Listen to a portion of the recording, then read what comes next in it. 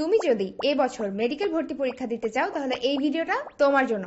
Medical admission টেস্টে বেশ কিছু নতুন নিয়ম অ্যাড হয়েছে, যেগুলো না জেনে প্রিপারেশন শুরু করলে তুমি বেশ ক্ষতির সম্মুখীন হতে পারো।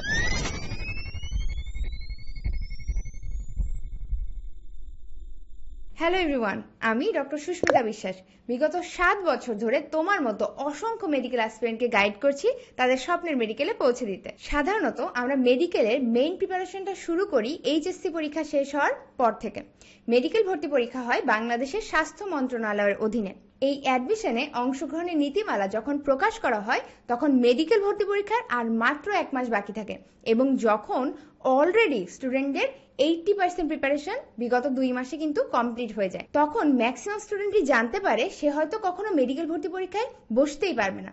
তাই এখনই এই নিয়মগুলো জেনে সেই অনুযায়ী তোমার অ্যাডমিশন জার্নির রোডম্যাপটা প্ল্যান করে ফেলা উচিত। আজকের ভিডিওতে আমি মেডিকেল অ্যাডমিশনের সব প্রয়োজনীয় নিয়ম 4টি ক্যাটাগরিতে ব্যাখ্যা করে বলবো। প্রয়োজন হলে খাতা কলমে নোট করে ফেলো। সো নাম্বার 1, প্রথম নিয়মটা হলো এসএসসি এবং এইচএসসি এর সাল এবং সাবজেক্ট নিয়ে।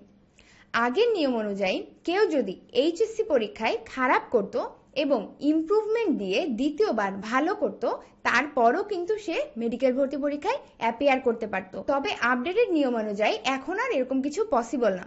2024 সালের মেডিকেল অ্যাডমিশন টেস্টে অংশগ্রহণ করতে হলে অবশ্যই তোমার এসএসসি এবং এইচএসসি এর মধ্যে 2 বছরের গ্যাপ থাকতে হবে। একটু ব্যাখ্যা করে বলি, তুমি যদি এইচএসসি 24 ব্যাচ হও তাহলে তোমার এসএসসি ব্যাচ হতে হবে 22, এবং তুমি যদি এইচএসসি 23 ব্যাচ হও সেক্ষেত্রে তোমার এসএসসি হতে হবে 21। এর বাইরে কেউ কিন্তু মেডিকেল অ্যাডমিশন টেস্টের জন্য অ্যাপ্লাই করতে পারবে না। আবার এসএসসি বা এইচএসসি সায়েন্স বা বিজ্ঞান বিভাগ থেকে পাশ করতে হবে, এটা আমরা সবাই জানি, কিন্তু এইচএসসিতে অবশ্যই 3টা সাবজেক্ট থাকতে হবে, বায়োলজি, ফিজিক্স এবং কেমিস্ট্রি। তবে এই ক্ষেত্রে বায়োলজিটা মেইন সাবজেক্ট হতে হবে নাকি 4th সাবজেক্ট হতে হবে এ ধরনের কোনো বাধা ধরা নিয়ম নেই। নাম্বার 2, দ্বিতীয় নিয়মটা খুবই ইম্পর্টেন্ট, মনোযোগ দিয়ে শোনো। এবছরের আপডেটেড সার্কুলার অনুযায়ী মেডিকেল অ্যাডমিশন টেস্টে বসতে হলে এসএসসি এবং এইচএসসি এর মোট জিপিএ মিনিমাম তোমার 9 পয়েন্ট থাকতে হবে। অর্থাৎ যদি এসএসসি বা এইচএসসি কোনটা যদি খারাপ হয় এবং কোনো কারণে জিপিএ 5 মিসও হয়ে যায় কিন্তু তোমার মোট 9 পয়েন্ট থাকে, তাহলেই কিন্তু তুমি মেডিকেল অ্যাডমিশন টেস্টে বসতে পারবা। একটু ব্যাখ্যা করে বলি, এসএসসিতে তোমার জিপিএ যদি হয় 4 এবং এইচএসসিতে তুমি যদি 5 পয়েন্ট সিকিউর করতে পারো, অর্থাৎ মোট 9 পয়েন্টস হয়, সেক্ষেত্রে কিন্তু তুমি মেডিকেল অ্যাডমিশন টেস্টের জন্য এলিজিবল। আবার তোমার যদি এসএসসির পয়েন্ট হয় 4.5 এবং কোনো কারণে এইচএসসি খারাপ হয় এবং এইচএসসিরও পয়েন্ট হয়ে যায় 4.5, অর্থাৎ মোট মিলে 9 পয়েন্টস আসে, সেক্ষেত্রেও কিন্তু তুমি মেডিকেল অ্যাডমিশন টেস্টে বসতে পারছো। তাই এখনই তোমার এসএসসি এবং এইচএসসির মোট জিপিএ ক্যালকুলেট করে ফেলো এবং আমাকে কমেন্টে জানিয়ে দাও। এবং তুমি যদি এখনো এইচএসসি না দিয়ে থাকো তাহলে সর্বোচ্চ চেষ্টা করো এইচএসসিতে জিপিএ 5 আনার। একই সাথে সার্কুলারে এটাও মেনশন করা আছে যে বায়োলজিতে মিনিমাম 4 পয়েন্ট থাকতে হবে। অর্থাৎ তোমার মোট জিপিএ যদি ঠিকঠাক থাকে কিন্তু তোমার বায়োলজিতে মিনিমাম 4 পয়েন্ট না থাকে, তাহলে কিন্তু তুমি মেডিকেল অ্যাডমিশন টেস্ট দিতে পারবা না। তাই এইচএসসির বায়োলজিটা খুব গুরুত্ব সহকারে পড়ো। এইচএসসিতে বায়োলজিটা তুমি যদি ভালো করে পড়ো, একে তো এইচএসসিতে ভালো রেজাল্ট করতে পারবা, ভালো জিপিএ আসবে, একই সাথে তুমি মেডিকেল অ্যাডমিশন টেস্টের জন্য সবার থেকে এগিয়ে থাকবে। কারণ এসএসসি এবং এইচএসসি এর জিপিএ এর উপর মেডিকেল অ্যাডমিশন টেস্টে 200 মার্ক বরাদ্দ থাকে।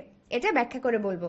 অলরাইট, তোমরা যারা মেডিকেলে চান্স পেতে চাও তোমাদের জন্য 10 মিনিট স্কুল এবং অ্যাডমিশন এক্স থেকে আয়োজন করা হয়েছে medical preparation step by step সেমিনারের। এই সেমিনারটা নেওয়া হয় অনলাইনে সরাসরি জুম সেশনের মাধ্যমে।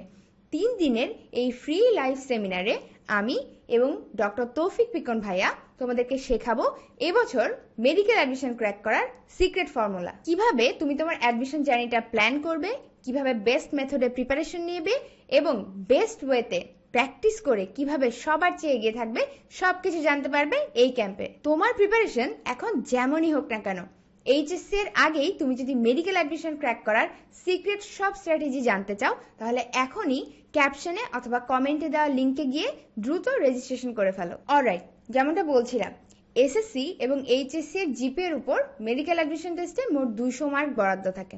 কিভাবে একটু ব্যাখ্যা করে বলি। মেডিকেল অ্যাডমিশন টেস্ট মোট 300 মার্কের হয়, এর মধ্যে 100 মার্কের এমসিকিউ এক্সাম নেওয়া হয় 1 ঘন্টায়। সো এই 100-র মধ্যে বায়োলজিতে 30, কেমিস্ট্রিতে 25, ফিজিক্সে 20, ইংলিশে 15 এবং সাধারণ জ্ঞান বা জিকে থেকে 10 নম্বর বরাদ্দ থাকে। এভাবে মোট 100 মার্ক হয় এবং এই 100তে পাস মার্ক থাকে মিনিমাম 40। অর্থাৎ তুমি যদি বেসরকারি মেডিকেলে পড়তে চাও তোমাকে মিনিমাম 40 পেতেই হবে। আর বাকি 200 মার্ক হিসাব করা হয় এসএসসি এবং এইচএসসি এর জিপিএ থেকে। এসএসসি এর জিপিএ কে 15 দিয়ে গুণ করা হয় এবং এইচএসসি এর জিপিএ কে 25 দিয়ে গুণ করা হয়। এভাবে টোটাল 200 মার্ক হিসাব করা হয়। এই জিপিএ এর 200 এবং এমসিকিউ এর 100, এভাবে মেডিকেল অ্যাডমিশন টেস্ট মোট 300 মার্কের হয়। এক্ষেত্রে বলে রাখা ভালো, মেডিকেল অ্যাডমিশন টেস্ট যেহেতু 2 বার দেওয়া যায়, তাই সেকেন্ড টাইমে যারা মেডিকেল ভর্তি পরীক্ষা দেয় তাদের মোট নম্বর থেকে 5 কেটে নেওয়া হয়। আবার যারা সরকারি মেডিকেল বা ডেন্টালে ভর্তি থেকে দ্বিতীয়বার মেডিকেল অ্যাডমিশন টেস্টে অ্যাপিয়ার করে, সেক্ষেত্রে এই বছর থেকে তাদের 10 নম্বর কেটে নেওয়া হয়। তবে কেউ যদি বেসরকারি মেডিকেল বা বেসরকারি ডেন্টাল অথবা সরকারি ভার্সিটিতে ভর্তি থেকে সেকেন্ড টাইম মেডিকেল এক্সাম দেয়, সেক্ষেত্রে কিন্তু অ্যাজ এ সেকেন্ড টাইমার শুধুমাত্র তাদের 5 নম্বর কাটা যাবে, 10 নম্বর নয়। নাম্বার 3, তৃতীয় যে বিষয়টা থাকে সেটা হলো কোটা নিয়ে। সরকারি মেডিকেলে মোট সিট থাকে 5380টা। এর মধ্যে ফ্রিডম ফাইটার বা মুক্তিযোদ্ধা কোটার জন্য বরাদ্দ থাকে 108টা সিট। এই কোটায় সাধারণত বেশ কিছু সুবিধা পাওয়া যায়। মার্কের তুলনায় সিরিয়াল কিন্তু বেশ এগিয়ে আসে। তুমি যদি মুক্তিযোদ্ধা কোটার জন্য এলিজিবল হও, তাহলে অবশ্যই মুক্তিযুদ্ধ বিষয়ক মন্ত্রণালয় স্বীকৃত তালিকা বা গেজেট নম্বর তোমাকে অনলাইন অ্যাপ্লিকেশনে সাবমিট করতে হবে। তারপর এটা ভেরিফিকেশনে যাবে এবং ভেরিফাই হলে কোনোভাবে যদি এটা ভুল প্রমাণিত হয়, তাহলে তুমি যদি কোনো সরকারি মেডিকেলে চান্স পেয়েও থাকো, সেখানে কিন্তু তুমি ভর্তি হতে পারবে না। একই সাথে ট্রাইবাল এবং নন ট্রাইবাল কোটার জন্য 39টা সিট বরাদ্দ থাকে। নাম্বার 4, 4 নাম্বার নিয়মটা ও লেভেল বা এ লেভেল থেকে যারা এক্সাম দিবে তাদের জন্য এবং একই সাথে যারা দেশের বাইরে এমবিবিএস পড়তে চাও তাদের জন্য। ও লেভেল এ লেভেল থেকে পাশ করে যারা মেডিকেল অ্যাডমিশন টেস্টে অ্যাপিয়ার করতে চাচ্ছ, তাদের ক্ষেত্রে অবশ্যই তোমাদের মার্কশিটটাকে বাংলাদেশে প্রচলিত জিপিএ অনুযায়ী কনভার্ট করতে হবে এবং তারপর ইকুইভ্যালেন্ট সার্টিফিকেট এবং আইডি কালেক্ট করে মেডিকেল অ্যাডমিশনের জন্য অ্যাপ্লাই করতে হবে। আর যারা দেশের বাইরে এমবিবিএস পড়তে চাও, তাদেরও কিন্তু বাংলাদেশের এই মেডিকেল অ্যাডমিশন টেস্টে অবশ্যই বসতে হবে এবং সেক্ষেত্রে ন্যূনতম 40 মার্ক বা 40 নম্বর এনশিওর করতে হবে। তো আশা করি আজকের ভিডিওটা দেখার পর তোমার মেডিকেল অ্যাডমিশনের নিয়ম সংক্রান্ত আর কোনো কনফিউশন থাকবে না। আর তুমি যদি মেডিকেল অ্যাডমিশনে ভালো করার A to Z পুরোটা জানতে চাও, তাহলে অবশ্যই আমাদের লাইভ সেমিনারে অংশগ্রহণ করে ফেলো এবং জয়েন করতে এখনই কমেন্টে দেওয়া লিংকে গিয়ে রেজিস্ট্রেশন করে ফেলো। দেখা হচ্ছে medical preparation step by step live সেমিনারে।